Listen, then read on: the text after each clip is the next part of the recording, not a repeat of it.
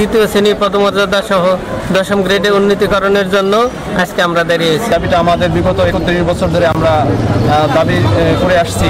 সন্তানদের কাছে অনেক সময় নিজেদের লজ্জা পেতে হয়। ফরিদপুরে মেডিকেল টেকনোলজিস্ট ও ফার্মাসিস্টদের দশম গ্রেড বাস্তবায়নের দাবিতে মানববন্ধন কর্মসূচি অনুষ্ঠিত হয়েছে।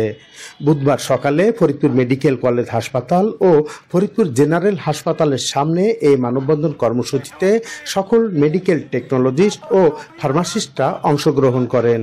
এ সময় বক্তারা দাবি তুলে ধরে বলেন, বাংলাদেশের সকল ডিপ্লোমারাই দশম গ্রেডে রয়েছে। ইঞ্জিনিয়ারিং ডিপ্লোমা, কৃষি ডিপ্লোমা, নার্সিং, আমরা সবাই একই জায়গায় পড়াশোনা করেছি, তাই আমাদের দাবি যৌক্তিক। 36 বছর ধরে এই দাবি ফাইলবন্দি করে রাখা হয়েছে। বর্তমানে অন্তর্বর্তীকালীন সরকার আমাদের আশ্বাস দিয়েছেন আরও 1 বছর আগে, কিন্তু এখন পর্যন্ত এই আশ্বাসের কোনো বাস্তবায়ন হয়নি। নার্সিং, তারপর ডিপ্লোমা ইঞ্জিনিয়ার, কৃষিবিদ, এরা সবাই দশম গ্রেড উন্নীত হয়েছে, কিন্তু আমরা বঞ্চিত হয়ে আছি। আমাদের এই ন্যায্য দাবি আদায়ের জন্য আজ আমরা রাস্তায় দাঁড়িয়েছি। এই দাবি আদায় করে আমরা ঘরে ফিরবো ইনশাল্লাহ। চিকিৎসা সেবাটা একটা চেন ওয়ার্ক নিয়ে কাজ করে। একজন চিকিৎসক থেকে শুরু করে তার নিম্নপদস্থ সকল কর্মকর্তা কর্মচারী নিয়েই চিকিৎসা সেবাটা চলমান। আমরা যারা মেডিকেল টেকনোলজিস্ট এবং ফার্মাসিস্ট আছি, আমরা চিকিৎসা সেবা প্রদানের ক্ষেত্রে একটা সক্রিয় ভূমিকা পালন করে থাকি। আপনারা জানেন, একজন মেডিকেল টেকনোলজিস্ট তারাই যারা রোগ নির্ণয় করে থাকে। এখন বলতে পারেন, রোগ নির্ণয় কি শুধুমাত্র প্যাথোলজির মাধ্যমেই হয়? না, প্যাথোলজির মাধ্যমে রোগ নির্ণয় হয় না। রোগ নির্ণয় হয় প্যাথোলজির মাধ্যমেও হয়। আমাদের ব্লাড ট্রান্সফিউশন মেডিসিনের মাধ্যমে আমরা কাজ করে থাকি, আমরা রেডিওলজির মাধ্যমে কাজ করে থাকি। রেডিওলজি ডিপার্টমেন্টে MRI, CT scan, X ray যত ধরনের টেস্ট আছে সেগুলো একজন মেডিকেল টেকনোলজিস্ট করে থাকে। সেরোলজি পরীক্ষা, মাইক্রোবায়োলজি পরীক্ষা সহ অন্যান্য ক্রিটিক্যাল পরীক্ষাগুলো মেডিকেল টেকনোলজিস্ট করে থাকেন।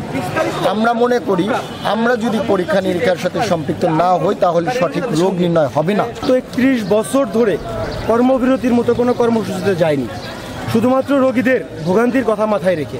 সরকার যখন আমাদের বারবার জনপ্রশাসন মন্ত্রণালয় থেকে এনকোয়ারি দিয়ে ফাইল ফেরত দিচ্ছিল, তখন আসলে আমরা বাধ্য হয়ে কর্মবিরতিতে আসছি। আমরা রোগীদের কাছে আসলে ক্ষমা সুন্দর দৃষ্টিতে দেখবেন, রোগীদের উদ্দেশ্যে বলতে চাই, ওনারা আমাদের এই কর্মসূচিকে ক্ষমা সুন্দর দৃষ্টিতে দেখবেন এবং কর্তৃপক্ষের কাছে আমাদের চাওয়া থাকবে দ্রুত আমাদের দাবি তো একটা, আমরা বাকি ডিপ্লোমা, আমাদের কোয়ালিফিকেশন আপনি জাস্টিফাই করেন, আমাদের প্রত্যেকটা এনকোয়ারি ফিল আপ করা, আমাদের ফাইল ম্যাচিউর, জনপ্রশাসন মন্ত্রণালয়ের ফাইল ম্যাচিউর, আমাদের এটা একটা প্রজ্ঞাপন দিয়ে দিলে আমরা আমাদের কর্মক্ষেত্রে ফেরত যাবো ইনশাল্লাহ। 30/11/2025 তারিখে 2 ঘন্টার কর্মবিরতি করেছিলাম। আমাদের তখনই কর্মসূচি দেওয়া ছিল যে আগামী 3রা ডিসেম্বর আমরা অর্ধ দিবস কর্মবিরতি পালন করব, সকাল 8টা থেকে 12টা পর্যন্ত। আমরা সেই কর্মসূচির অংশ হিসেবে সারা বাংলাদেশের ন্যায় আজ ফরিদপুর মেডিকেল হসপিটালেও আমরা দাঁড়িয়েছি। আমাদের সব ডিপার্টমেন্টই বন্ধ, বিশেষ করে রেডিওলজি, ব্লাড ব্যাংক, ফার্মেসি এবং প্যাথোলজি, যত টেকনোলজি আছে এখানে আমরা সবাই এখানে দাঁড়িয়েছি। সকাল 8টা থেকে 12টা পর্যন্ত আমাদের কর্মবিরতি চলবে। বিগত বছরগুলোতে এই 13 ডিসেম্বর 2014 সালে আমাদের এই সেম দাবি নিয়ে আমরা যখন মাঠে নামি, তখন আমাদের টেকনোলজিস্ট ভাই বোনরা, যখন শিক্ষার্থীরা ছিল বরিশাল আইএসটি, তাদের উপর নির্মমভাবে পুলিশে লাঠিচার্জ করে, সেখানে আমাদের অনেক ভাই এবং বোনেরা আহত হয়। এটা শুধু আজকের জন্য না, এই দাবিটা আমাদের বিগত 31 বছর ধরে আমরা দাবি করে আসছি। এটা আমাদের দাবি নয়, এটা আমাদের অধিকার।